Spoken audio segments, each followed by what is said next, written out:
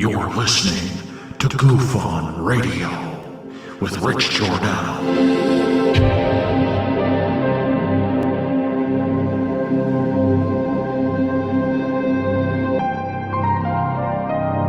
My personal belief is that there is very compelling evidence that we may not be alone.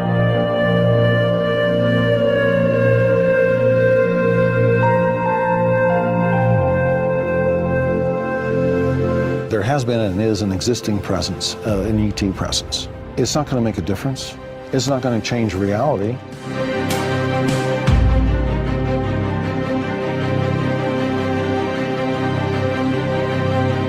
I believe, as do the other folks that were on the flight, that when we visually saw it, that it was something not from this world.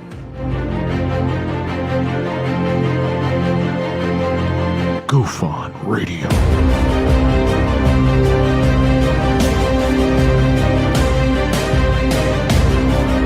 You were either in or you were either out, brother. But the cream will rise to the top, oh yeah. GUFON Radio with Rich Giordano.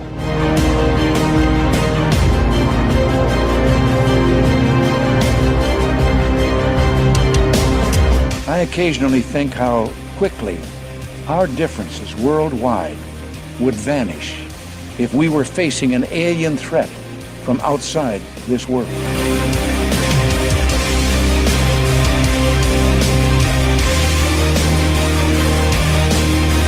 GUFON Radio. Remain seated, please. Permanecer sentados, por favor. You're listening to GUFON Radio with Rich Giordano.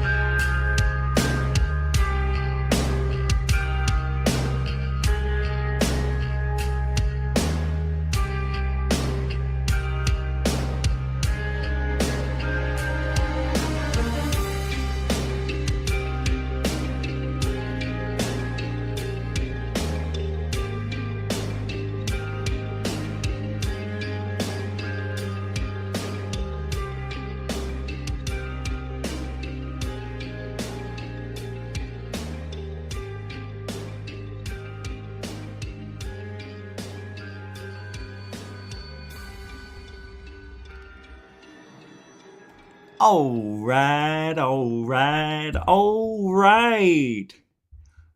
Welcome to GUFON, everybody. I'm your host, Rich Giordano. We are live. What is today? Tuesday, November 29th. I was running around, and it just caught up with me. 2022. How the heck are you? Yeah, good. Got a good one tonight. Legitimate alien artifacts. That's right. There it is. And legitimate as in we don't know. There were tests done on these objects, and it's 35,000 years old. It's 300 million years old. How did they get in the earth? We'll figure that out. No, we won't. Nobody knows. They found this piece right here was found 90 feet underground, and they estimate it, I believe they said 15,000 years old. It was laying with the bones of a woolly mammoth, which have been extinct for a long time. Yeah, it's a weird object. You know what I think it is? And I'll show you the video with Dr. Van Noosken touching it, or whoever it is. Van Doniken, I believe that's him right there, holding it. Come on, with the camera. You know, this early in the show. There it is. There you are. Everything's upright. Yep, they're all on. I always find these objects interesting, and this was found it's like a filament or something. They don't know, but it was found underground, pretty far underground. And they were just digging up a bunch of these things. There's hundreds, if not thousands of these things that are like 100,000 years old. And under the microscope, well, machine made. And it ain't us.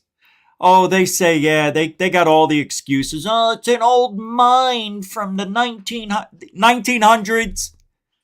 They were still using candles from what I remember. 1900s. Oh, I mean like 1970s. Shut off. So, GUFON's fighting for you. Every day. We took the hard road, folks. We did. I did not take an easy road in ufology. I could have, but I didn't. Because I don't want to be a doe-eyed dork or a gullible Gary. Sorry, nothing against any Garys, but it's just a name that goes with it. Gullible guy, I'll say. A gullible guy. Sorry, Gary. For all Garys. And you know what's sad? The sad news is, we're right. And hey, how can you be hated for being right? Then it must be me, I think. I look in the mirror. No, I don't look in the mirror anymore. I used to. But, you look within yourself and you say, what am I doing wrong? Why am I so loved?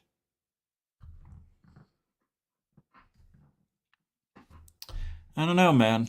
It's a weird world we live in. Let's do some roll call after the Shane Reed says Truthology for Urology. All right. I know I make that mistake too when I'm typing because the F is right next to the ah. And you're going to hit that. I know. Truthology for Ufology. TFU. Thank you very much, Shane Reed, for the $5 super chat. And right at the beginning of the show, also I want to thank Welcome to the Show for the $1 super chat that was 30 minutes before the show. So with that being said, oh no, I forgot to upload the newer one. I can do that while we're on the show. We'll give you a new one.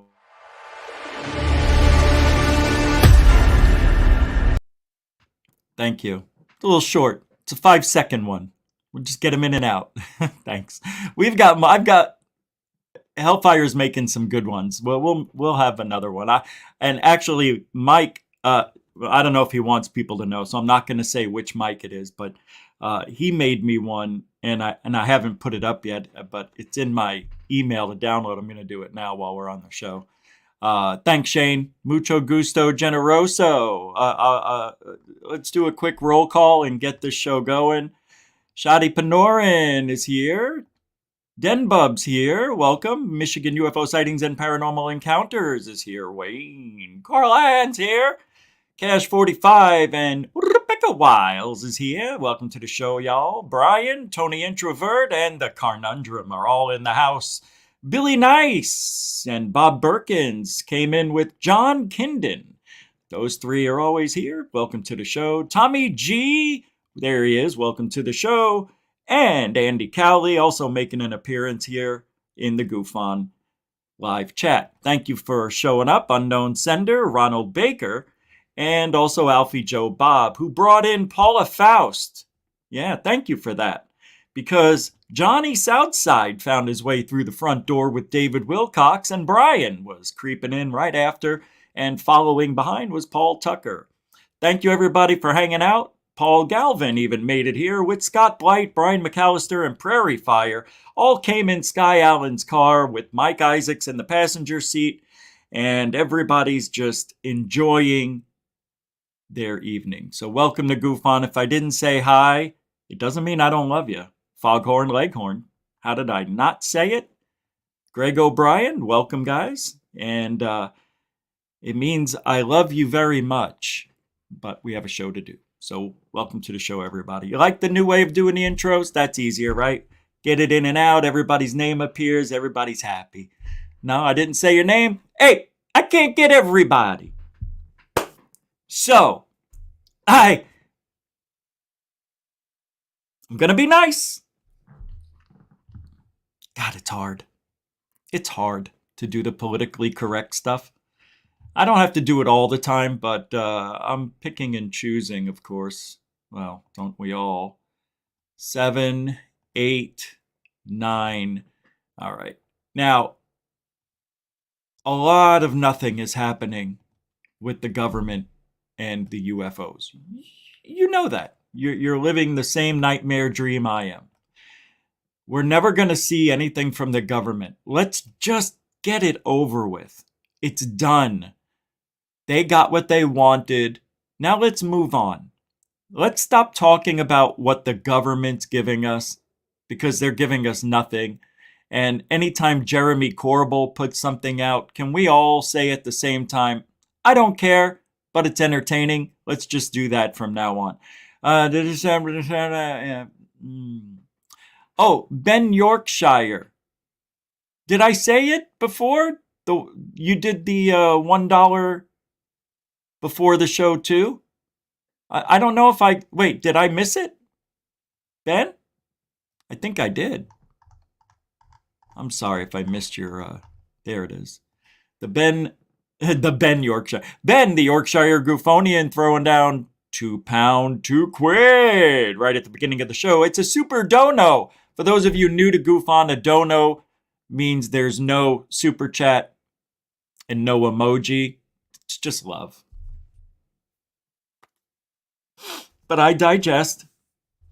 It's digress. I remember I used to say, we used to do Richie from Boston. Remember we used to play that guy's clips all the time? And he would say, but I digress. And then it sounded like he was saying I digest. So that's where I came up with I digest. Because a lot of people think that's what people say. They don't know it's I digress. It's funny. What a funny world we live in. And thank you, Ben, the Yorkshire Gufonian, for your continuing support. Mucho gufo with that. Mucho gusto, generoso. Paul Tucker throwing down a £2, £2 super dono. A dono, no emoji, stickers, and no comment. Thank you, Paul Tucker. Any relation to Chris? No, that was weak. Very weak. I'm so stupid. I don't even know why I said that. So stupid. And, oh, wait, that was an accident. I was just trying to bring it up and I accidentally clicked you off there. Let me pull up. So thank you very much for the $2. I don't know where it went, Paul Tucker. Thank you very much. I appreciate it. And I believe that is your first super chat to GUFON, so, Well, thank you, Paul Tucker, for the £2, £2 super dono. It's all love. That gosh! For those who hate the interruptions. Thank you, Paul Tucker. Yeah, people do need to speak the English. You don't think I know they need to speak the English? Nah. And height is not pronounced height. I heard and still hear professional broadcasters saying that on the news, on sports castings and podcasts. It's not height. Cash 45 throwing down a New Zealand $9 super dono. A dono. It's a donation without the emoji, sticker, or comment. Super dono. And a continuing supporter at that. Thank you, Cash 45, throwing down the $9 right at the beginning of the show. Mucho gusto, generoso. And for those who hate interruptions, thank you. Thank you. We do that here at GUFON. Sorry. Not sorry. Yeah, we just we do a 2-hour show most of the time. So what's a few interruptions during the show for super chats? I mean, people are going out of their way to say I appreciate you, I thank you, and I think I like the show. Well, I hope you do. So we'll keep moving on and up, and there's no... You know what GUFON is. Everybody knows what we really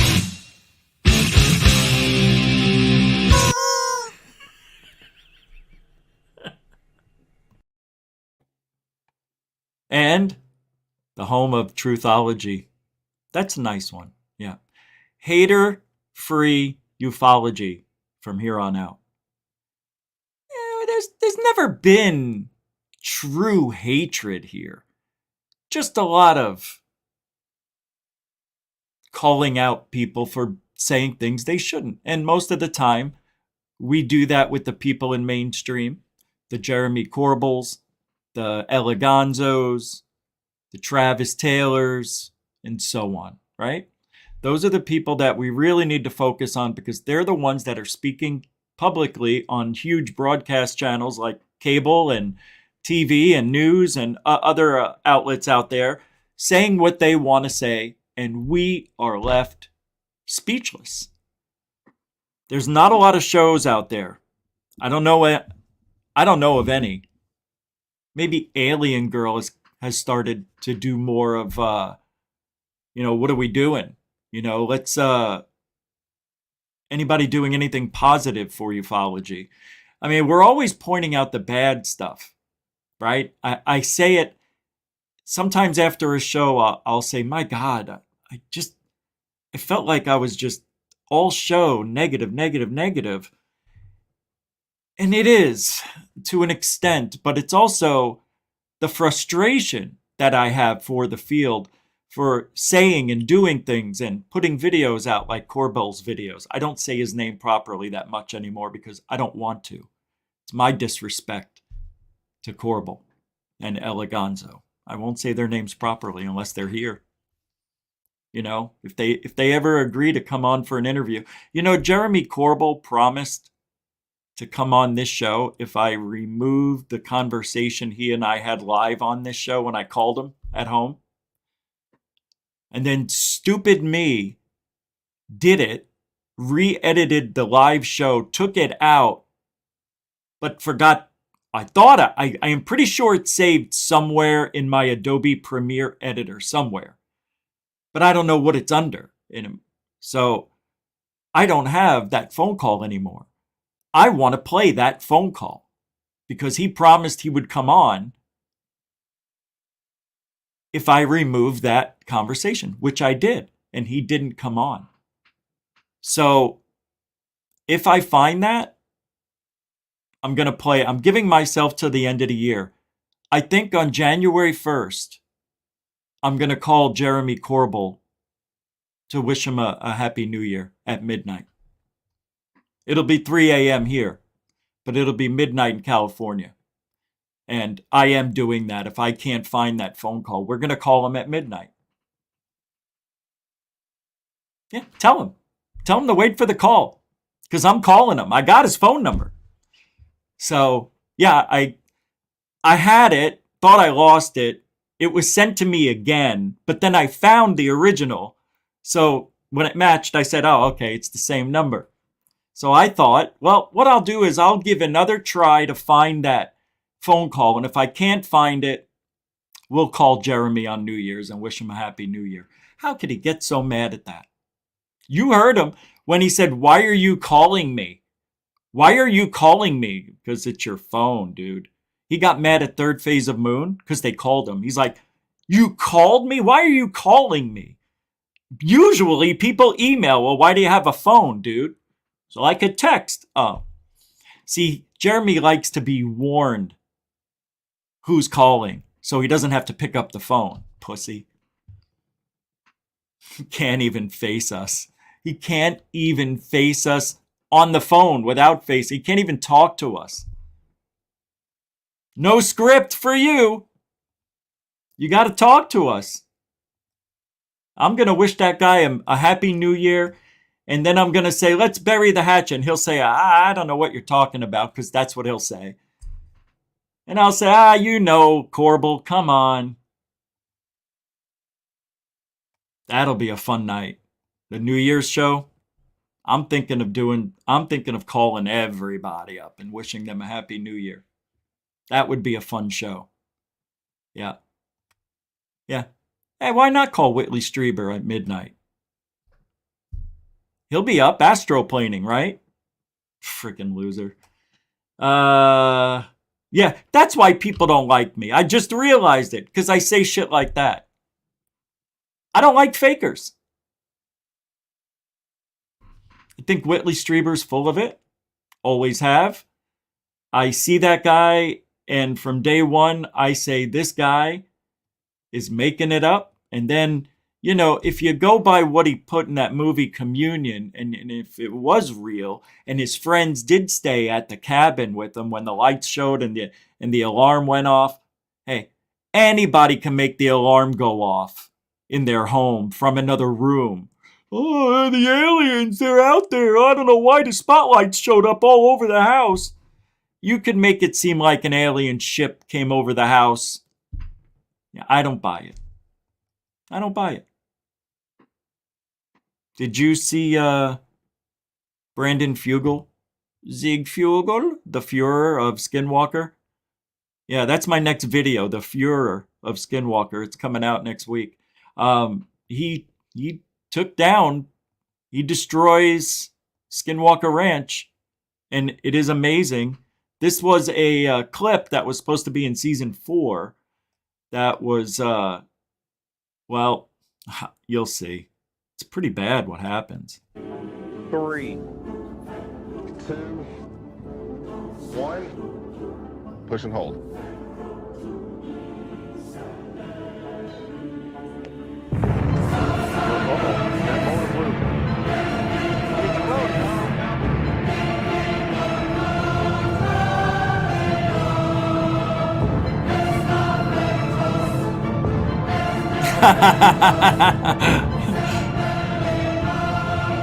And their skin flew away like paper.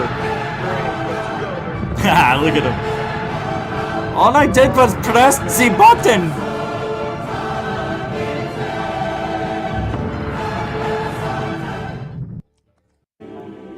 So that is what it's like when people burn? Yes, Sieg Fugel. That was pretty funny, actually. I really enjoyed that. It's cute. Oh, hey, who made that? I wanted to see who put that on. That was from UFO Judas on Twitter. Pretty funny. I said, that's exactly what the Führer wants to do to skinwalkers at the ranch. Sieg Fugel. Nobody likes it. Nobody likes a smart ass.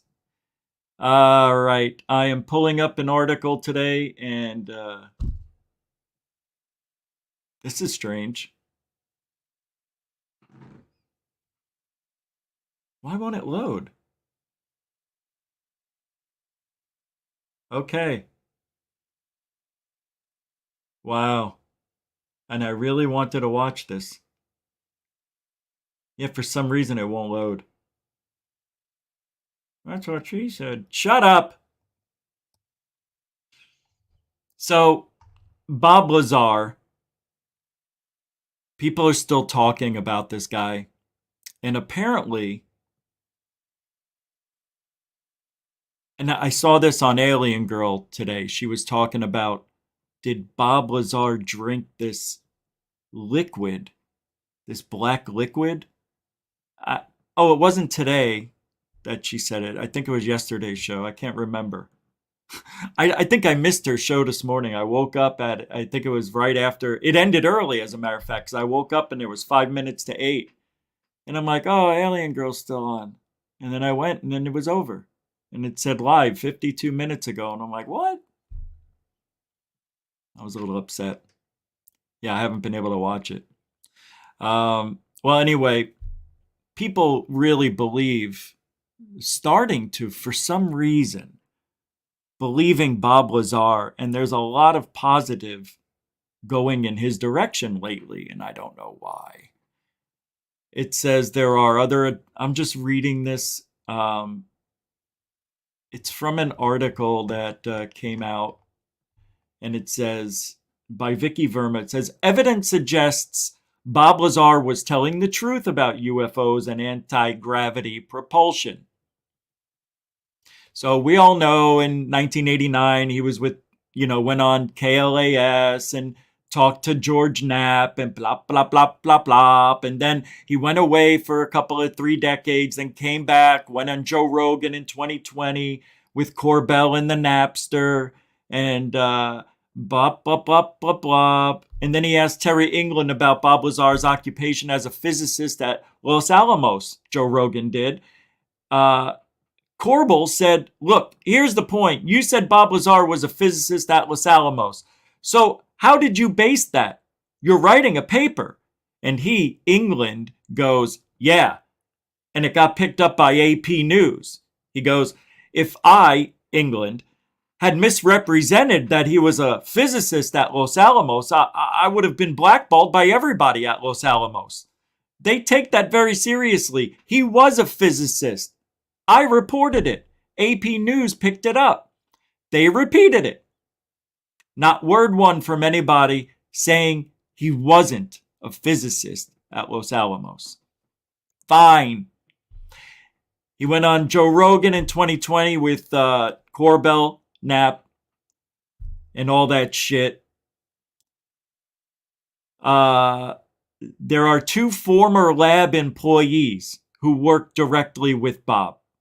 The first one is a physicist named John Jarmer. And the second one, according to Signals Intel UFO, had an administrative role, but remained to be unidentified. Jarmer worked at the lab for over 2 decades in the polarized proton section. Besides Joe Vaninetti, who worked alongside Bob, is listed as an author on multiple original research papers with John Jarmer.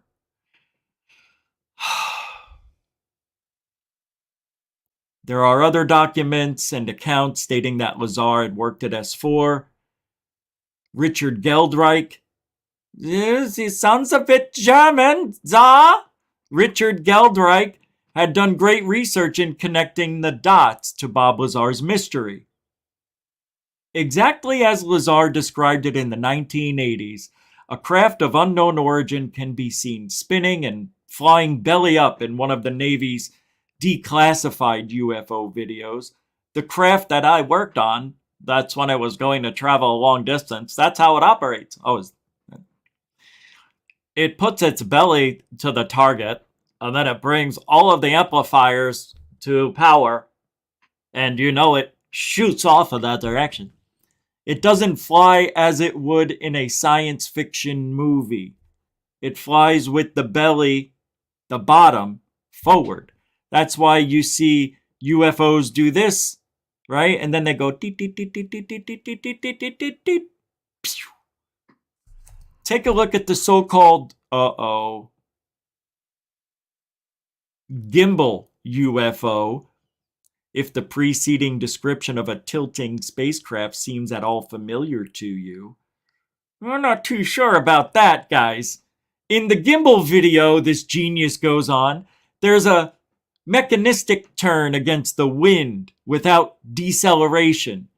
And so we have a craft without rotors, without heat signatures, without plumes, without tail fins, and certainly no tail number, moving in a way that is counterintuitive to our aeronautics. Filmmaker Jeremy Corbell said, when Bob saw it, he said it has to be gravity propelled, that it does mimic the propulsion system. This doesn't mean anything. It doesn't mean anything. It's eerie when Lazar initially began discussing the possibility of using element 115 as a power source for anti-gravitational propulsion. The element was not even included on the periodic table. Now it is. Oh, boy, these people. They don't know what they're talking about.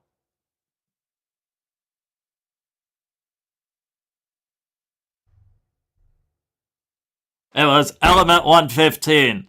And if you don't believe me, don't get me pissed off. You know what happened to my ex-wives, don't you? Yes, we do, Bob. They both died. Did they both die? Did you know Bob had his ex die of an unknown... Like, they couldn't figure out how she died. And then Bob Lazar was one of 2 people on the planet that know how to make this deadly toxin that if, you ate it or put it in your food or whatever, it guzh all over 8 feet under. 6 feet? It's 8 feet, right? Yeah, I'm not very, I would not be in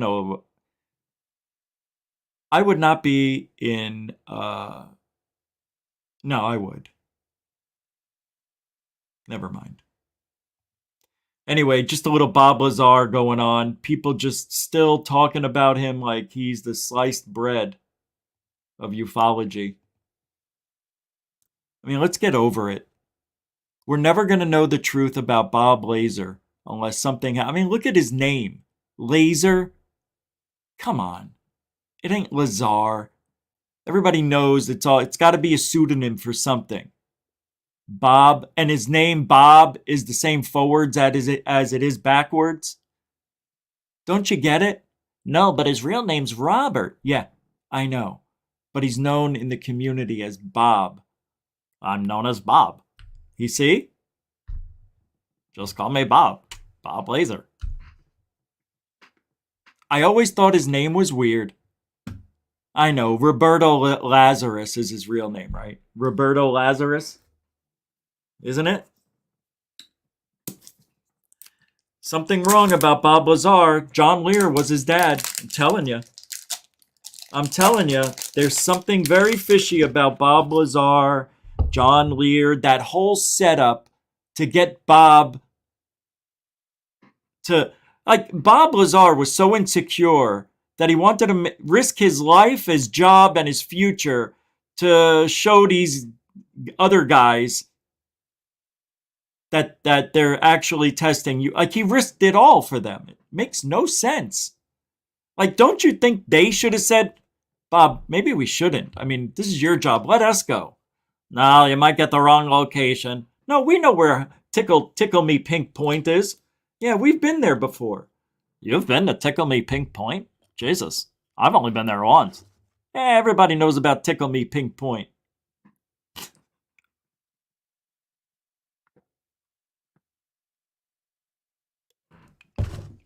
That's breakfast. All right. I want to play this for you because this is the narrative that's going around the world. This is the narrative, the word paradigm. All that stuff is going to be used. Here we go. This is End Times Productions. Now, just saying that right there tells you everything you need to know. Right? Grain of salt. Isn't it grain of salt? Yeah. Gish. Ancient Indian saying that something lives only as long as the last person who remembers it. My people have come to trust memory over history. While history serves only those who seek to control it, those who would douse the flame of memory in order to put out the dangerous fire of truth. Beware these men, for they are dangerous themselves. I was born a poor black child on a Native American Indian farm back over in Wyoming. My forefathers were singled out here in the reservation for all of mankind. I, for one, am not a Cochise, or am I a Hopi, but I am an indigenous man. And our forefathers have told us that they came down from the Kingdomites, and they came and they told us that we are dark feathers in their caps. We are not the people of an indigenous land. We will be exhumed and reappropriated in another life form. I don't even know what that means. But my forefathers told me to say it.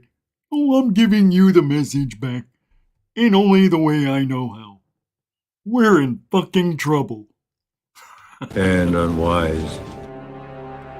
Hidden deep beneath the canyon walls of the New Mexico desert lies a mysterious ancient city, a place of magic rituals, astronomical alignments, and supernatural legends. How would my forefathers know where to put the holes in the walls if they never left the atmosphere?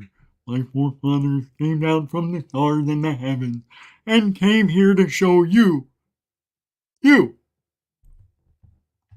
This massive city was lost for centuries when its occupants seemingly vanished overnight, nearly 1,000 years ago.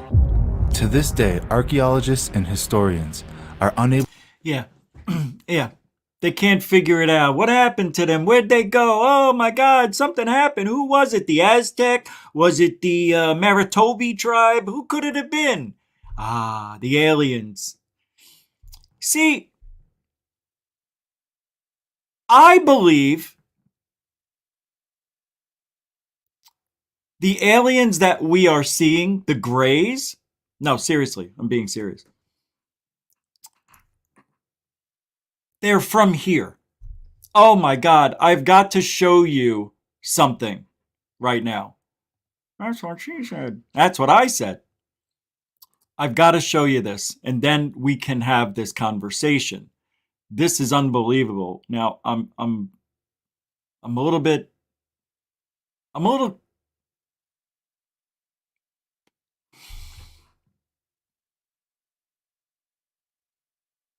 You see, this is what I don't understand what's going on with me.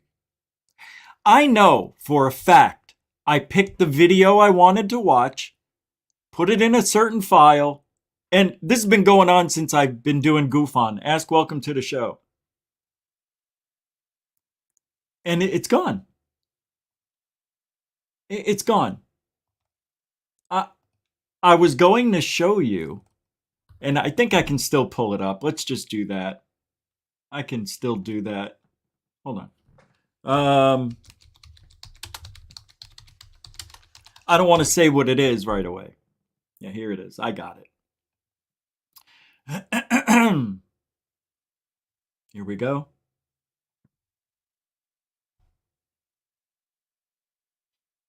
What is this? I don't understand what happened.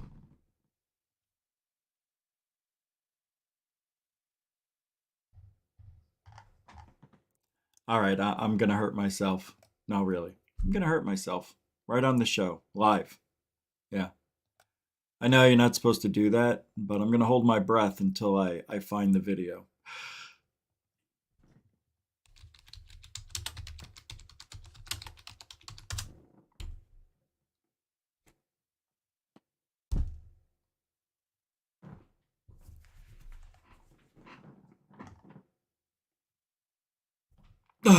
Found it. Yeah, this isn't the same video because the one I had was a lot shorter and it showed you everything. I knew where everything was, but this'll do. This is the largest cave in the world. It has its own ecosystem. It has its own river. It has its own everything. It is a real mystery. It's 6 miles. It goes for 6 miles. You can fit skyscrapers inside of here. All of Manhattan would fit inside this cave. Talk about crazy, right? The expedition begins with a dangerous 328-foot rappel into the first massive cavern. British caver, it's so remote. You know, I can't play it all, but only the giant among caves. It's in between Vietnam and there. I don't know. In the 2009 expedition, Limbert and his team were only the biggest cave in the world. We've got to do a serious survey. Particularly potable. Oh, I'm getting mad. So far, the final part of the cave surveyed is the last quarter mile before the Great Wall of Vietnam. Come on, I want to see the cave. It's into the unknown. Oh, okay. They're nearly a third of a mile into the cave, with 65 feet to go before reaching a powerful river. Wow. This river runs like a main artery through the first part of the cave. At its lowest, 353 cubic feet of water pour by this point. every second. It carved this enormous cave, and the team will have to navigate it twice. Limber. Looks a bit quick. So if I go up there and belay you, and then you can walk across there, and probably it looks like you've got to climb up in that crack there. Couple of bolts this side, couple of bolts the other. Formations, big stuff. All right, you know, I'm getting irked. I want to see the beauty of the cave. I don't want to see them going through it this way. Yes, it's interesting. There's a little break in the ceiling. See, there was breaks, like parts of the ceiling broke away over thousands of years, and it allowed the sun to come in and you know, all sorts of stuff from the outside, and it created its own environment eventually over all these years. And it's a trip. I mean, look at this is inside the cave. Yeah, it looks like you're outside. It's crazy. Look. That's inside. Yes. Betcher looks for soil thick enough to lay some surface traps. They have different animals that they say shouldn't even be alive. All sorts of different... This passage continues for another half mile. Enough room for a small plane to fly through. Cessna? Or even a whole display team. Flight 9 is Very there. good. Wait, what so was if I that? go back to the original station, and then we get some legs straight down there. What was the one that disappeared over Bermuda? Look at this. Feet tall. Now, Clark and Sweeney think it's much bigger, estimating 200 feet, nearly the height of a 20-story building. I'm not excited about this video at all. On the full way. This video does not give us the scale, except crack, and a gigantic cave was born. They don't show But shit there's in this another key video. factor. This video blows. I just took a risk playing that video. In 1991, somewhere in the lush jungle, which is more than half as tall as the Empire State Building, the area of the cave is so huge that an entire This is already New York City better. block with 40-story skyscrapers would fit in there. 40. There's a deep underground labyrinth under the jungles of Vietnam, hiding 3 of the largest existed since the time long before the dinosaurs. Besides the jungle, there are also many rivers in the cave. They were formed because of rainwater coming down from holes in the ceiling, much bigger than everyone thought. They dove into one of the cave's lakes and reached a depth of 256 feet. Wow. At the bottom, That's they found a crazy. separate tunnel. Divers lowered a fishing line with a lead weight there and found out that this place reaches a depth of 394 feet, and the tunnel is more than half a mile long. We still don't... It's more than half a mile long. Wow, kids. Are you having your green jellies? Everybody gets jelly when they're watching this. God, what a horrible narrator. You can find spacious rooms with lakes, and you can walk for hours along dark mountain corridors. This place is strikingly beautiful. I feel like I'm sitting in my hotel room in Maui about to go cave exploring, you know, and they have the video there for you to watch. If you decide to go on a cave tour, Maui gives you dozens of caves to explore, you know? Dong Cave has been open to tourists. It's not just an easy walk. This isn't just the largest cave. These are the largest caves in the world. Anyway, they're all cool in their own way, and that's it. It's just interesting. That's all I got to say about that. And that first video ruined everything for me because I thought it was going to be there, but it wasn't, and I ruined the show. I just ruined the show. All right, I got a video here I want to play. This is good. Artifacts. Alien artifacts. We keep collecting them, right? But where are they? Well, Giorgio Tsoukalos and his good friend came across the wedge of AU or AYU. I love this thing. I think this is a harness to domesticate woolly mammoths, because they found this thing, you'll see, with it laying in the same like right next to woolly mammoth bones, 100 feet underground. And thousands of years ago, I think 15, 20,000 years ago.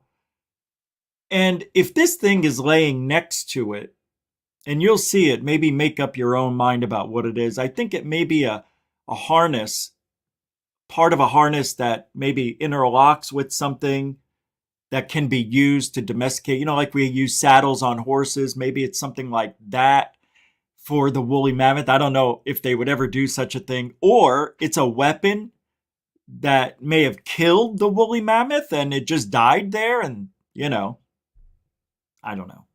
But here's the video on that piece. And then we'll do this piece next. So this one now, this one is next. And there's nothing new. You know all about the one over here, over this shoulder. But I don't know. I don't know if I've ever heard about this one. Just think it's an interesting find. Like, what is it doing there? And it's made out of alloy. They tested it. And we didn't have made of aluminum. Sorry, aluminum. You'll see. Yeah. And I've got to do a smaller screen for now. And then we'll enlarge the screen when the important stuff comes up. Go. Unearthed 2 giant bones. Because this is History Channel shit. So I can only play 10 seconds here and there. And with them, a mysterious metal object buried 35 feet beneath the surface. 35 feet? I thought it was 35 meters. My bad. So there it is. Now, when I first saw this, I thought it was small. Thing's actually big. Yeah, you can see it in Van Daniken's hands behind me. You know, it's the size of a nice book. This strange object, known today as the Wedge of Ayud, is an aluminum alloy that appears to have been made thousands of years before humans were able to smelt or fabricate metal. So there it is. And they tested it, and it came back that it's very old and it's manufactured metal. And that shouldn't be where it is. And the patina on it, here's where they took the sample. But you see this patina all over it?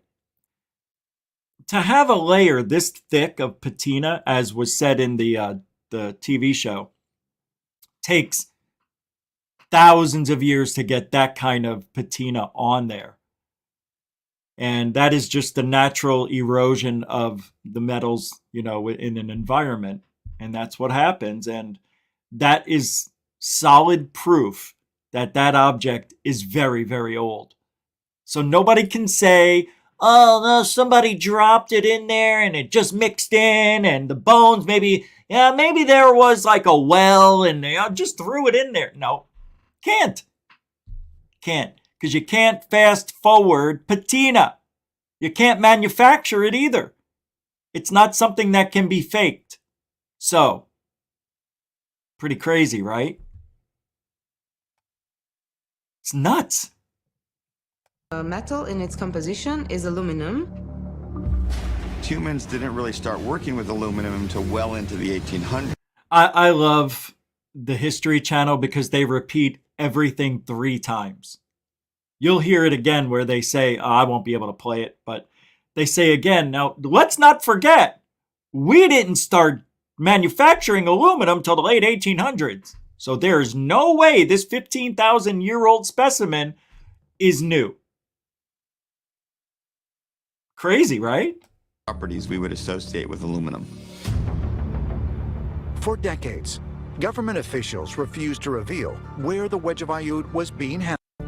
On January 18th, 2017, at the National History Museum of Trent, first-hand look at the wedge has taken it out of a storage locker, where it has been...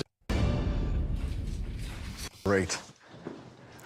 Notice, tell me what's wrong with this picture in a minute. Now, just make an observation, and let's go. So this is it? Oh, okay. This is strange. Notice, You see it yet? And here, this is where they took the sample. Why aren't they wearing gloves? She put on gloves, but they're not? You're going to touch this ancient alien object with your bare hands? How disrespectful can they be? I know, I just hate disrespectful people. I hate it. If you see the woman putting on gloves and handling this with gloves, maybe they did ask, should we wear gloves? Maybe she said no. I don't know, but they didn't show me that, so I can only go by what's being shown. I still think it's disrespectful anyway. Maybe it was attached or something.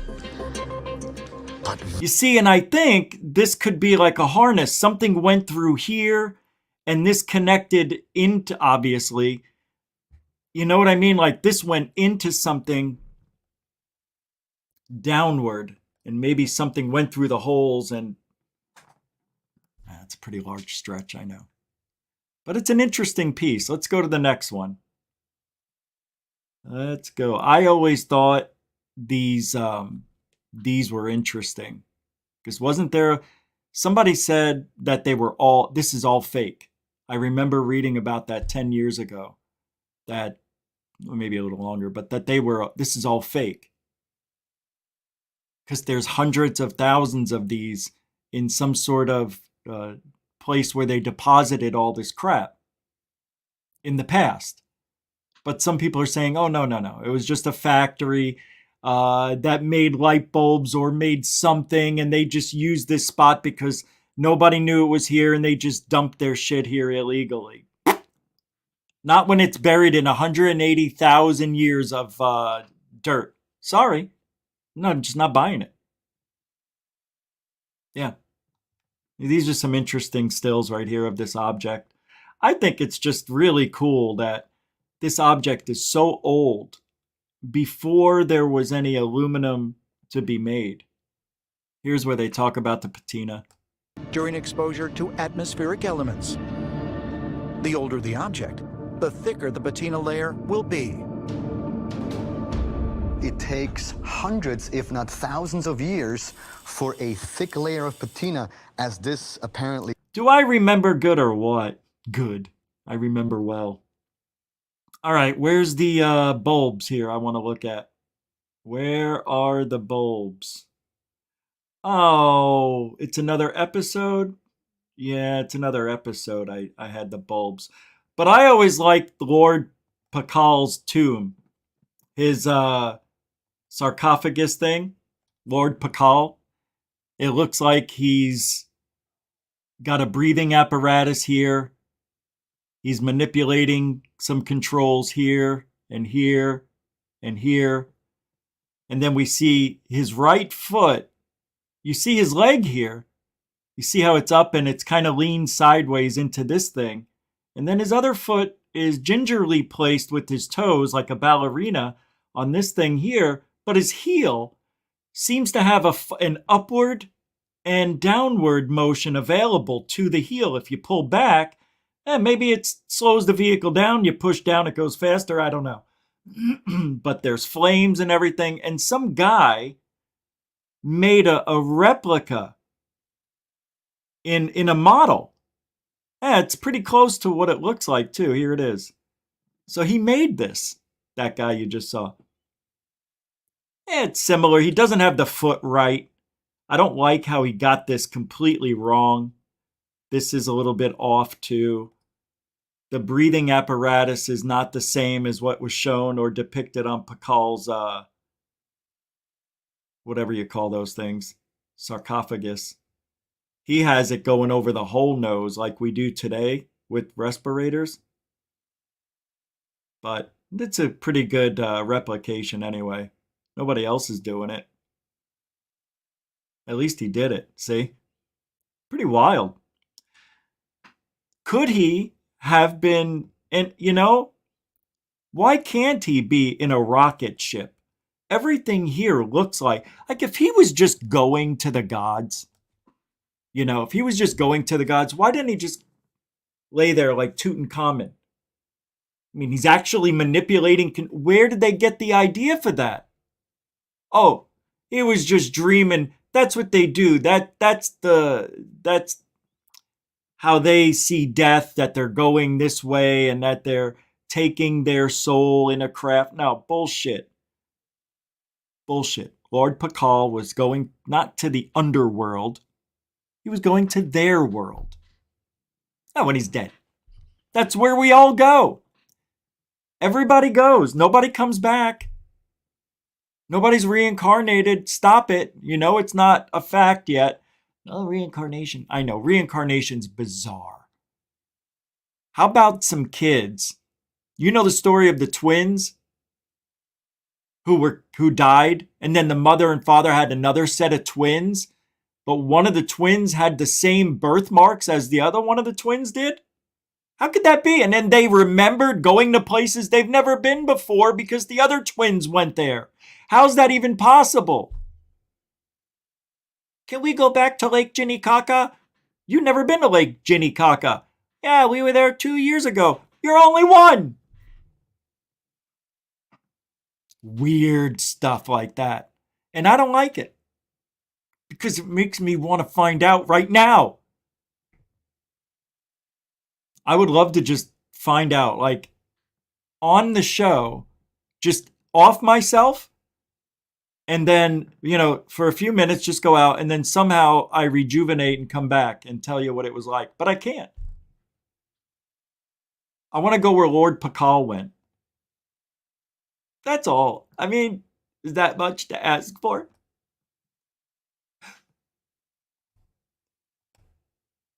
You know? I'm just one man.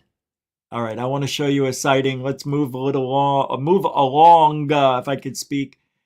I'm going to look for that other video of this thing. But if these objects are legitimate, which they are, what does that mean? That means there's a lie that's being kept. There's a story that's being hidden from us about our history. And I think that back thousands of years ago, I think they did have different technology. I'm not sure if they had computers or even a Wi-Fi thing, but maybe they had tools and things of that nature that can get them from point A to point B, or maybe build structures. I don't know. Whatever it is, they used a lot of stone and granite. Why? I don't know. I mean, how do you keep they didn't move to where the snow was, really, right? They stayed in the tropical parts of the world.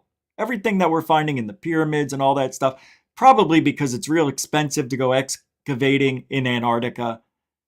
So everything we're finding is here, you know, around the equator and thereabouts, where they can get to stuff. But imagine all the things we can't get to. When they found that largest cave, that was by accident.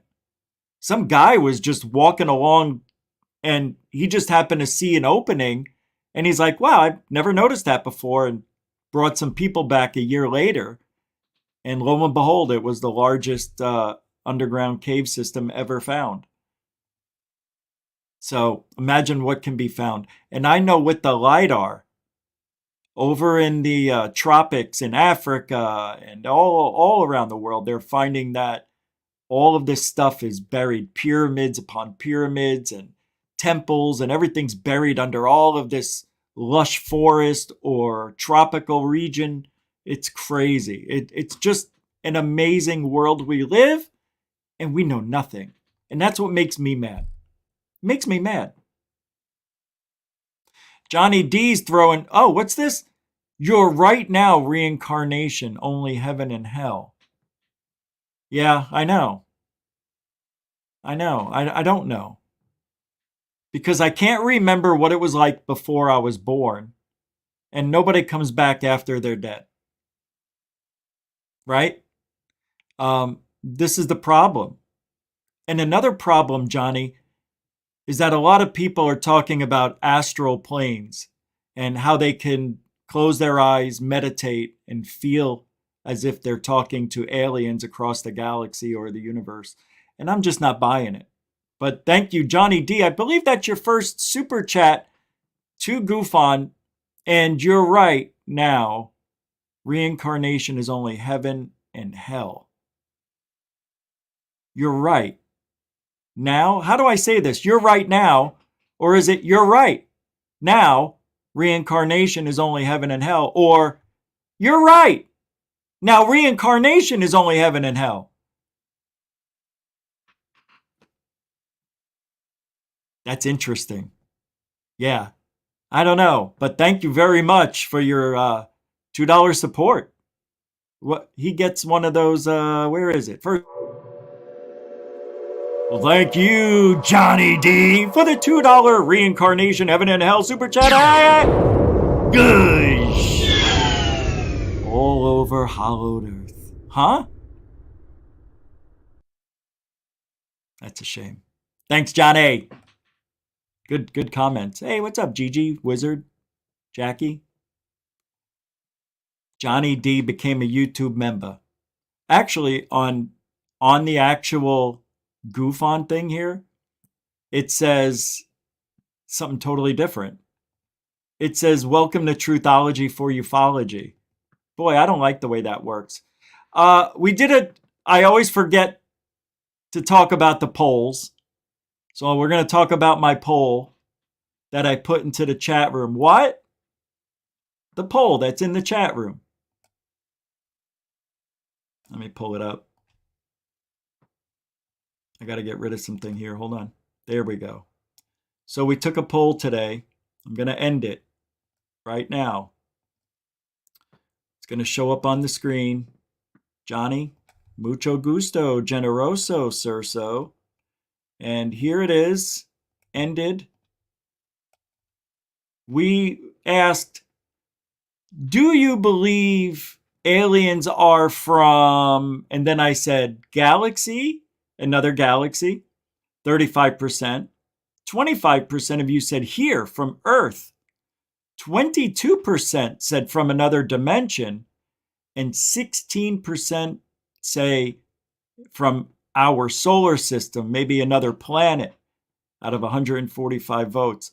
I am extremely shocked. That is an amazing statistic thing right there. We gotta keep that. I'm gonna screenshot that. That's important. Very good. Thank you for that, guys. Thanks for playing along. It's amazing.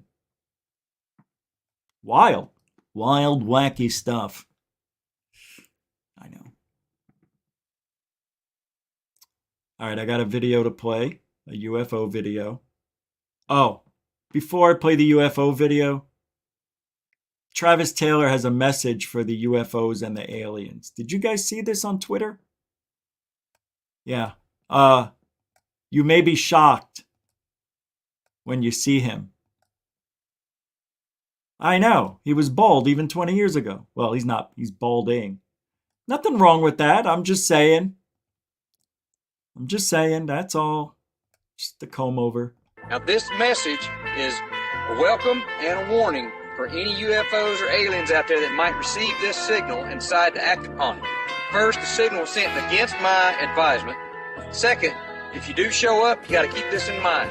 Humanity is mostly a peace-loving, fun-loving species, but we have a very good propensity to make warfare, and if anybody shows up and tries to impose things on us, cultural or alien concepts that are something against what we're all about, we will make darn sure to activate our warfare-making machine. So keep that in mind and come visit us. We'll have a good time. We'll learn from each other. We'll see y'all soon. Did you hear what he just said? Listen. Sure to activate our what we're all about. We will make things on us, culture tries to impose, and if anybody shows up and tries to impose things on us, cultural or alien concepts that are something against what we're all about, we will make darn sure to activate our warfare-making machine. So keep that in mind and come visit us. We'll have a good time. We'll learn from each other. We'll see y'all soon. If we don't blow you up, what a dick. What a horrible move.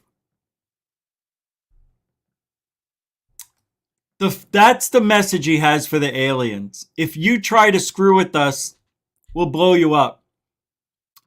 This is perfect because this is what they do on that side of ufology. They don't want to debate. They won't come here and debate with me about what I'm doing wrong. What makes you think they're going to talk to the invisible aliens that don't exist anywhere? Wait, what? I don't know if that made sense. All I'm saying is, it's always violence with these people. Remember Maxine Waters a few years ago? If you see another opposition, you surround them at the gas station, you surround them while they're eating dinner, and you let them know how you feel. We'll blast you. They want peace and serenity, but they're going to beat the shit out of you to get it. Johnny D, $2 saying, God bless you, GUFON. I appreciate you. From one man to another, Johnny D. That's how guys say we love you, by saying we appreciate you. I appreciate you too, Johnny. Johnny D throwing down a couple of pounds today. $1, sorry, dollars. Thanks, Johnny. Mucho gusto, generoso, sir. That's 2 in a row. Hey, what's up, part-time Pete? I like part of me, Pete, but whatever. I like part of me. It's part-time Pete, I know. John Greenwald today says the first 90 seconds of this circa 1950s U.S. Army film offers a fascinating glimpse of what the U.S. military thought would be the U.S. Army in the years that lie just ahead. Did I play this? I think I played this when I was sick, and I don't remember. I don't know. I rarely repeat. All right, let's see. So this is what we were supposed to be as an army in a few years, according to the 1950s. So this is what the 50s thought we would have now. The United States Army presents Bullshit. The Big Picture. Oh, The Big Lie. An official report produced for the armed forces and the American people. Wait a second, how long is this? A minute and a half, okay. Nah.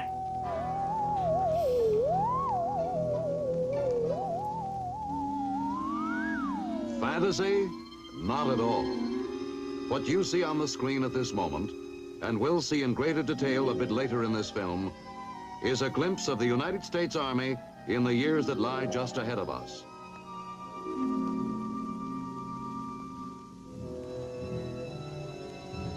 This is a report on the Army's effort to prepare for the challenges of that future. Are you kidding me? That's okay. Now you have to say to yourself, why would the government, the army, want to do something like that? Yeah. I can't help the video volume, guys. It's low on my end too. You just gotta have to turn it up. See, they took it so seriously back then, and this is almost proof that they had they found or captured that Roswell craft and really thought they were going to back engineer flying saucers to the point to where we'll be flying them right now. Or at least our government. Now this Friday, our government, our military's going to show off the new stealth bomber. Did you know that? Yeah. Yeah, it looks like a UFO with the cover on it. But that's what they thought we would be doing at this point. That means they really thought, there it is, they thought they would have this technology by now. And they do. That's the sad thing. They do. They have everything they need. And the only reason we got what we did over the last few years was so they can get that Aero office back up and running. The ATIP, the OSAPs, whatever. Project Blue Book. You want to call it whatever you want. That just tells me. James Smith with 10 pounds says, great work. I'm sorry. Great show, Richie. You're a lion in your true vision of the BS that they are feeding us. Great work, pal. GB. James Smith, thank you very much. I believe that is your first super chat to GUFON as well. I really appreciate the support and that kind of comment, to be honest. I think we are Truthology. Truthology for ufology. Thank you very much for the super chat. Where'd it go? I accidentally clicked it off. Yeah, thank you, James Smith, for that. Really appreciate it. Look, hey, you know what? You know what's funny, James and everybody? I know what you know. Maybe I know different things than you. But we all have our own ideology or idea of what UFOs, ufology, however you want to say it, is all about. My idea is not going to fit your idea. Yours won't fit his won't fit hers won't fit his, and so on and so forth. It's just, it goes down, what it really comes down to is whether or not you experience something. That's the only way it changed me. Because I used to be the guy, like, come on, man, all this shit, people are seeing, this is before the internet, and I was saying it. People are seeing all these things, and I've never seen one. Not that I remember, a little red dot at 5 years old during a blackout doesn't mean shit to me because I can't remember exactly. I wasn't a ufologist at 5. And then I've seen some other strange things along the way. But once I got into the field, I thought it was something completely different than what it turns out to be. This whole field is liars helping liars. And I'll tell you why that happens. First of all, their stories are the best. And people love a great story. Right? Secondly, it's popular to be different and to sound like you mean what you say. That's why people are swarming to Anjali. A lot of younger people now, too. Third, you can't prove anything. They could be telling you the truth. Whitley Strieber could be telling you the truth. Christopher Bledsoe could be telling us the truth. The hell? I don't think they are. Bob Lazar could be telling the truth. And in some weird, twisted way, I want to believe Bob Lazar, but I just can't. There's something wrong with, it's just a vibe I got. It's just a vibe. And it's the Bob Lazar vibe. The guy is almost sociopathic in the way he talks to us. He really doesn't smile and he's pretty much got a monotone. He doesn't really go up really high and he never gets really low. He's always just Bob Lazar. The guy, you never hear Bob Lazar go, I know. Never will he belly laugh. You'll never see him get angry. This is Bob Lazar angry. You've got to be kidding me. This is the best you've got? That's it? That's Bob Lazar angry. No, it's not. That's what he shows us. I think Bob Lazar has a bad temper.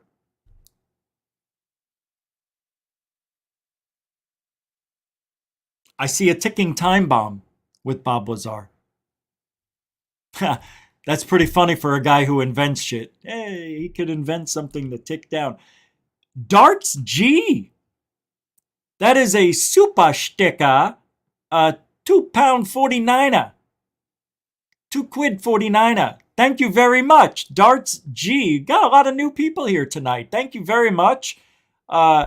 Mucho gusto generoso. What's the super sticker? I can't see it on StreamYard here. Let's pull it up. It is... Oh, it's a fist bump. Pear guy. The pear guy that works out. That's me. Perfect. You got it, brother. Mucho gusto generoso.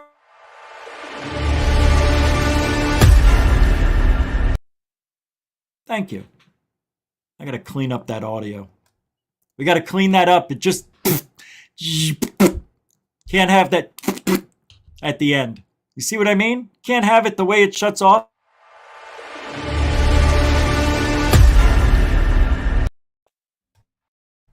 Can't have that at the end.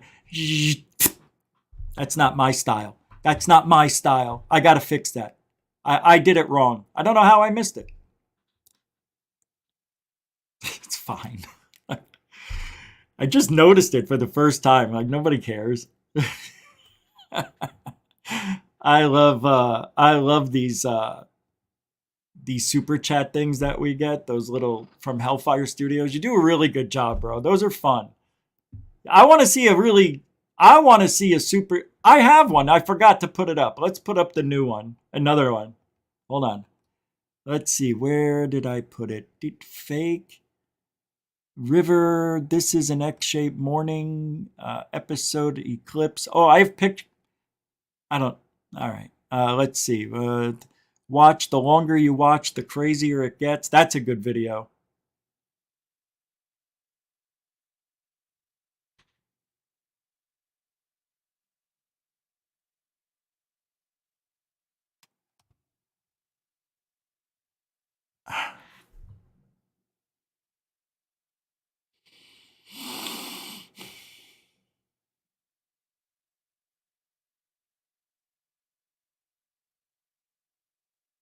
I don't get it. I really don't get it. No, seriously. I don't know where it is.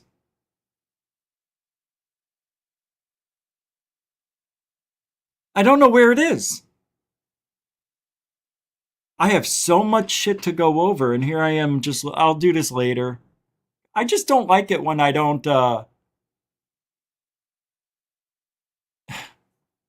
when I can't find the stuff. All right, check this out. Somebody sent this TikToker a video. It's a filter that goes on the phone, and you've got to see this. If anybody knows where this filter is, I need it, and you'll want it. Check this out. Somebody sent me this filter, and they said, please don't use it till you go outside. So here we fucking go. Nice mouth. The things I do for people. Oh my fucking shit tits. Yeah, she's got the mouth of, I can't stand girls that talk like this. It makes me so angry to hear it. Every other word has got to be an F word. Who this shit? See? Watch. Oh my fuck. See? I muted it. Have no idea. All right. That's a cool, that's really cool, if that's real. I don't know how they did it. But that's wild. I really want that. It's got to be fake. Yeah.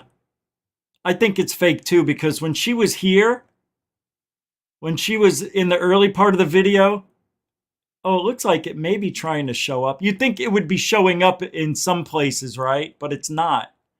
Only when she goes outside and lifts it up. Yeah, I don't buy it either. But it looks cool. See, that's how I want. Can you imagine if we woke up to this every day? Would you ever you would never get tired of it. You want to know why? I don't get tired of looking at the moon. Can you imagine having Jupiter and all those planets within, where they wouldn't pull the water off the Earth? That would be phenomenal. Yeah, I thought that was cool. I always wanted to show you guys that. Let's get rid of that. Let's get rid of that. All right. So there's a guy or girl on Twitter that goes by the handle Skyhawk999. I've got to bring attention to it. Something told him to record. So he says he started filming towards the direction of the airplane, and a spherical object comes into view of the camera, says not a balloon or a drone, moving horizontal to the ground, heading east.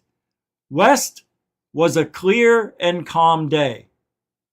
Was a clear and calm day. My God, what's wrong with me? You tell me what this guy captured.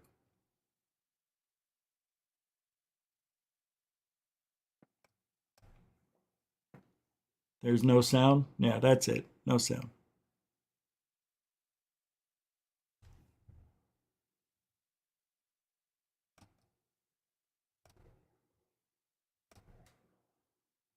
Beautiful, right?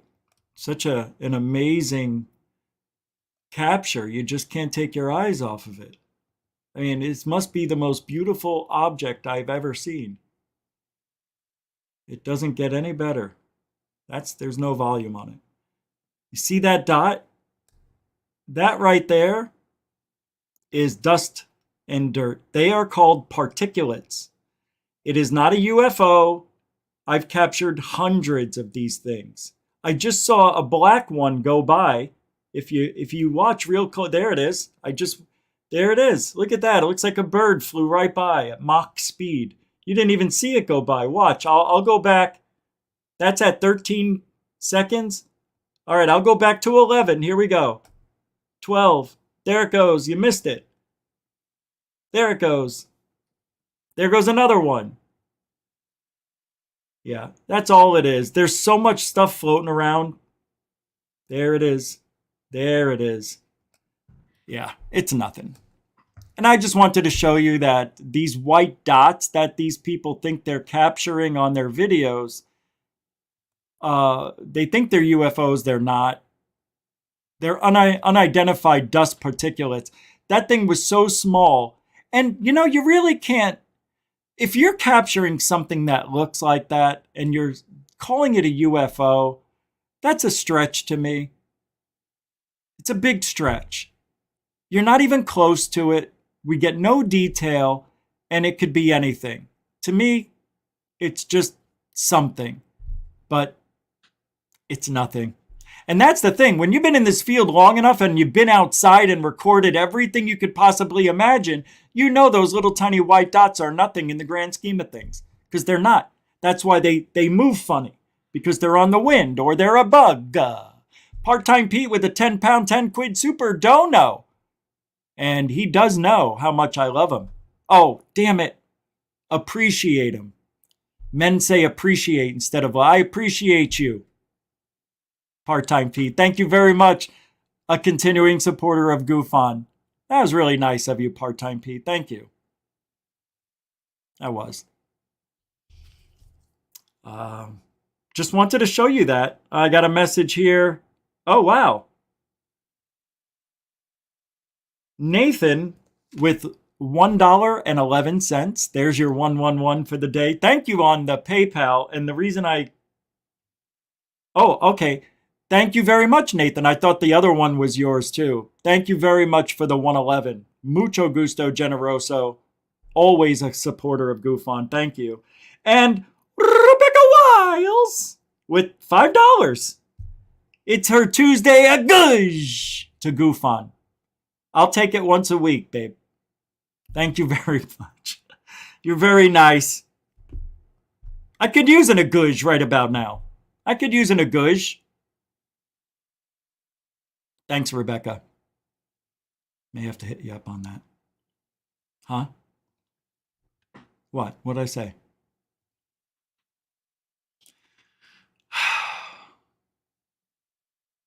Unbelievable day. Here's another sighting. I am sorry I have to show this to you. Do I have to? This is from Jaime Maussan's Best Video Evidence of UFOs. Have you guys seen this video yet? Oh my God. If you haven't seen this, some of the best CGI you've ever seen, they say. Yeah, you know who they are. Yeah. The angry and the out there. Yeah. And Fat Tony. But he's irrelevant in ufology. So here we go. Not this one. But that's interesting, Jaime. They're not even moving. It's staying still. There's one coming up that I really like and hate. Here, it's coming up. There it is. Remember this one? Look how clear that is. Oh. Editing.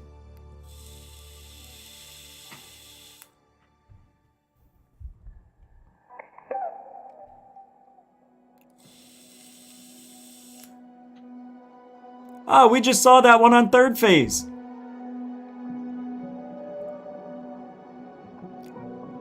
These are showing up everywhere. Yeah, that looks like a flying lamp. It's an amazing case. See, I got my accent down Praga. good. Slovakia. He's from Slovakia. It's an amazing case. This man followed the UFO. This man followed the UFO. Got closer and closer. Got closer and closer. He found the route. He found the route. He went to the woods. Went to the woods. And he was murdered. What? He was murdered. Murdered? Yes, he was murdered. Killed. He got very, very close. Oh, okay. I read the wrong script. Sorry. He got very, very close. It's a very good video. This video is like none ever seen on television or 60 minutes, 60 minutos. Malaysia. Look at this, is not CGI. No, this is IGS. I mean IGC. You know what I mean.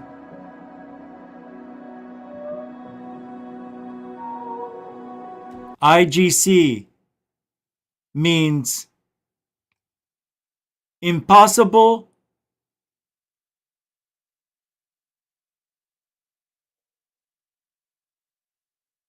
I don't know. I don't got nothing. These sightings are incredible though, right? There's so many. There's just so many. And they never end. Yeah, look at these. Look at these. Look at these. Look at these. And then I want to talk about the volcano going off in Hawaii. How many sightings? Tons of sightings. Such a low altitude. Yeah, that couldn't be faked. I like this one. This is Francia, 29 de Junio. From this year, okay? From Just June. From this year.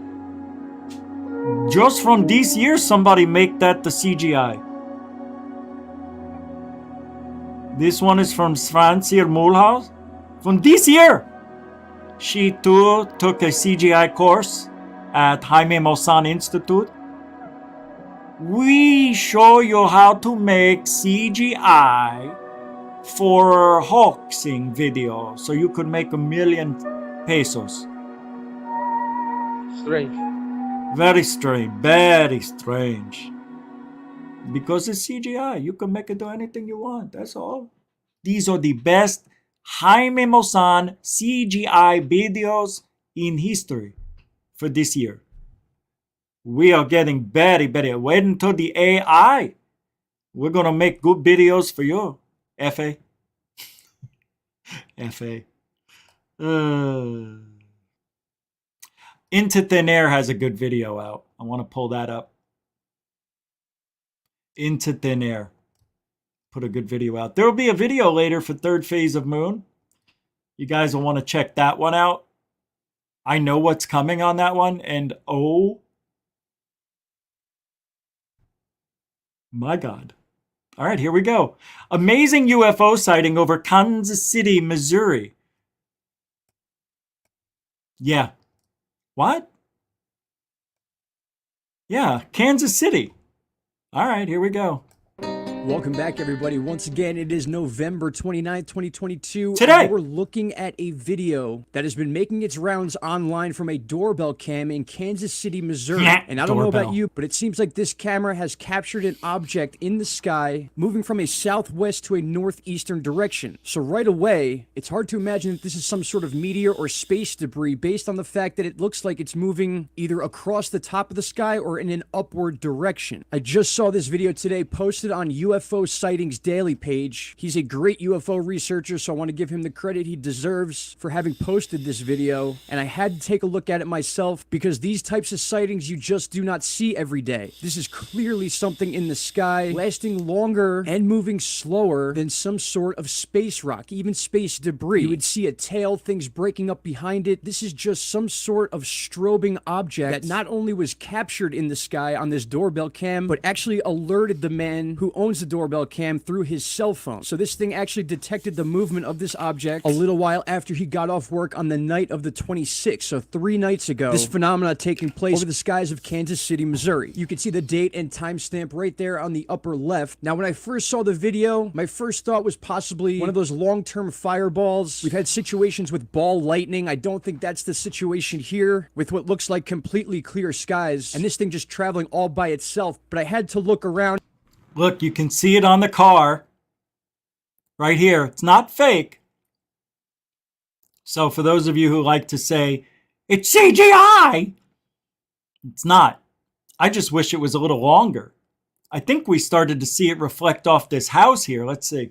And I saw this video from Scotland of a long-term meteor, which looks nothing like this. You can see in this video below, posted in September of this year, a long-lasting meteor. You can see the tail. You can see the fast movement of this space rock, and it looks absolutely nothing like the video we're looking at from Kansas City. And because this video is so weird, I had to look into the ball lightning phenomena, because I have seen videos of that actually taking place. It's very rare, but it has been caught on camera. It's on the house. With that said, if you take a look at this snapshot, I'll post a link to this video. You can watch it. This ball of lightning moves from the left side of these train tracks to the right. This was posted by the History Channel. A couple other channels have it up. I don't want to play it because of copyright reasons, but I will leave you the link so you can go watch this thing. That's cool. And it looks eerily similar to what we're seeing in the sky above Kansas City. Now, is it the same thing? I don't know. This thing caught on the doorbell camera seems a lot bigger and lasts a lot longer than any video of ball lightning I've ever seen. Plus, pretty cool video from Into Thin Air. Interesting. I want to see the other video of the ball lightning. Wow, 211. There we go. Here we go. Let's see if the link's here. Weird lightning. Is this it? You know, for centuries. Yeah. I thought this was CGI. I thought this was CGI. Named Andrei Turkhanovets posts a bizarre video. Watch. Oh my God. That's exactly, except for that part. That's the ball of light that I saw in my room. That's what I saw. Smaller. Just a little bit smaller. That's it. I can't believe I'm looking at it. Just not as defined because it's on a video. But what I saw on mine, I can't even explain it. It looked like it had electrical hair. Let's rewind that back. What is that bright blue sphere? Yeah, that's... Oh my God, I just got goosebumps, man. No way. I can't believe it. That came through the window. There was no sparks, but it almost sounded like that. The crackling noise that we heard from... You know the crackling noise of a plasma ball? You know, you put your hands on it? That's exactly what it was. It's so bizarre. I'm looking at a ball right now. Anyway, thank you, Into Thin Air, for the report. And there'll be more where that came from, I'm sure. I'll put the link to all the YouTube videos I played here today in the show description. What was I going to do? I had something else to show you, right? Oh, you got to see this. This is crazy. This is just for fun. This is just... You've never seen anything like this. It's not UFOs, but oh my God, I gotta play this. When I saw it, I said, this is good enough. for the show. We'll play this one. All right, give me 5 seconds. See, I would have already been done and ready if this was on, but StreamYard has made more changes to their platform, and more are coming. And not that they're going to help us here or anything, but they're doing a lot of stuff. All right, here it is. That is literally all stingrays. Sorry about that. I can't believe that just We're happened. Kind of swimming through. Excuse us, we're coming through. That's crazy. There's like 50 of them. Excuse us, we're coming through.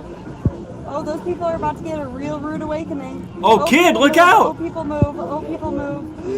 Oh, look, it went around him. It just went right around the kid. Whoa, those are He stingrays. has no idea what the hell Why just didn't happened. anyone just warn that child? Look at that couple, look at that couple. This has been out for years? Yeah, I've never seen it. Dude move, dude move, dude move. Oh my god. Still cool. Oh, they're going right for that group of people. No, they're gonna go around. I turned it. Oh my god. Oh, that sucks.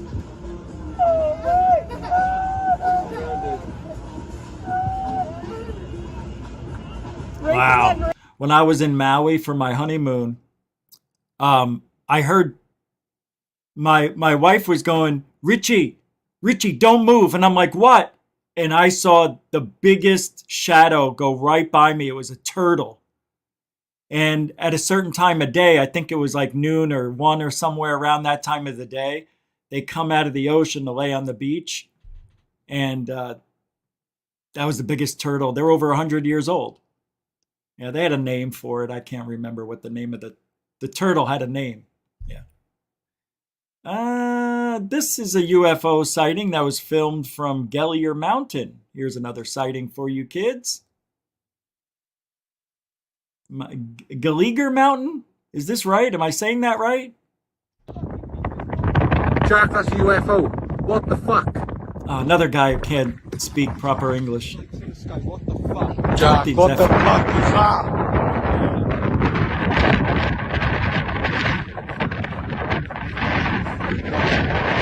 Yeah, I'll call it out. It's an airplane.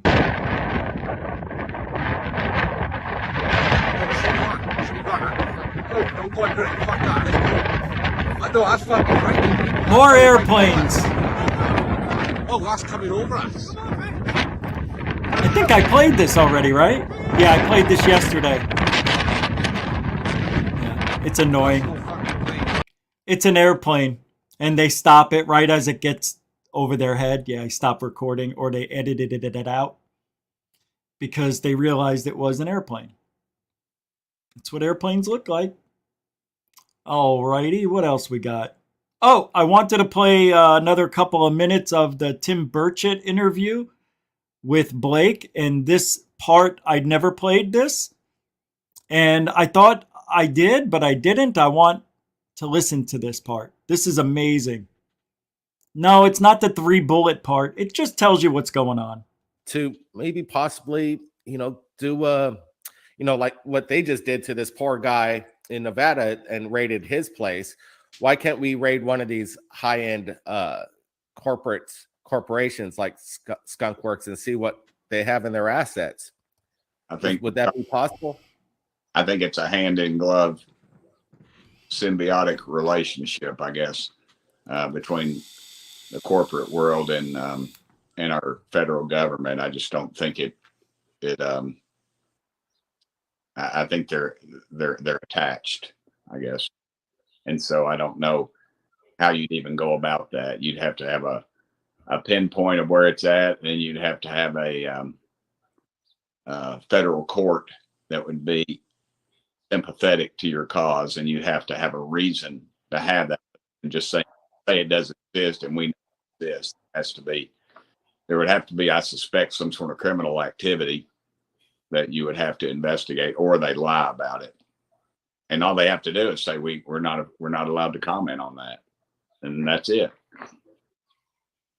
We've also heard of some case scenarios if there were to be some kind of raid on some of these facilities that have this kind of technology, that there would be some kind of fail-safe, some kind of switch that would self-destruct the place, kind of like a Mission Impossible. If you come into this, we're going to take it out and nobody's going to see it. Along those lines, pretty much straight out like a James Bond movie, but this is real life. How far advanced do you think these craft are? Do you think? I suspect they've infiltrated so much and they know what's going to happen that they would have a pretty good heads up before something like that were to ever happen. I don't see that scenario happening just because it's horrible for me to say, but I have a very deep distrust for government and the people and some of the people higher up in it. And, I'm in Congress. I mean, there's more people that played professional football than have been in professional baseball, that have been in the halls of Congress. So, it's a very, very small club, but you're talking about a very, very small club when you talk about those kind of things. So are we ever going to get this report, or are they just going to do these stall tactics? We'll get something. We'll get something, but it ain't going to be earth-shattering again. They've, just like the last one, I suspect it was a really good report. Probably had some information in there that hadn't been made public, stuff you and I would suspect would be in there. But dadgummit, they got a hold of it and said, "Wait a minute, let's back off this." And then they put out that lame report that they had, and now they're even backtracking off of that to further discourage any. And in the vast and a lot, people are like Pavlov's dog. Unfortunately, they ring the bell and people come running because we are so desperate for anything new from the government, from anybody that may have the inside track to what's really going on in this field or behind the scenes. We've got a lot of work to do. There's a lot of haters out there who are doing injustice when they think they're doing the right thing, to purposely lie to us, to make you think you're doing something you're not, to actually hoaxing. These people are doing all the bad stuff and none of the good stuff. Third Phase of Moon is out there making documentaries with Greer, D'Souza, Schratt, Jim Goodall, Billy Carson. You name it. Dave talked to them all. If you think you're not in the right place, you're not in the right place. But those of you who know what the truth is supposed to look like and you like what you're hearing, you're in the right place. Don't forget to like, share, and subscribe while you're here. Thank you very much for tonight's show. You're welcome. Thank you for coming here to tonight's show. That about wraps it up for today, even though I can go on for another 2 hours. There's work that calls. So I want to say thank you to the moderators and super chatters. Another freaking awesome night. Thank you very much for everything, really. Super generous people here. You guys are the best. I don't care what anybody says. And the newcomers, and we got a lot of them. Some new subscribers. You can see we're moved the needle a little bit more. Some good things seem to be happening. Although we're shadow banned, because I haven't had a video get the lowest numbers it's had in years than the last show we did yesterday.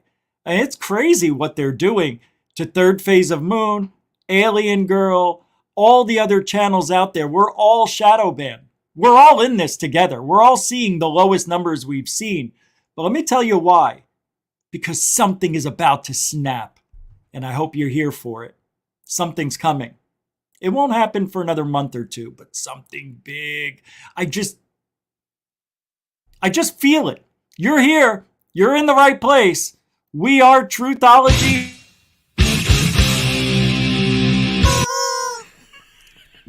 Truthology for ufology, as I was saying. And I want to thank everybody one more time. Thank you. We'll see you tomorrow night on time, 7 p.m. Eastern, right here on YouTube. Alien bless.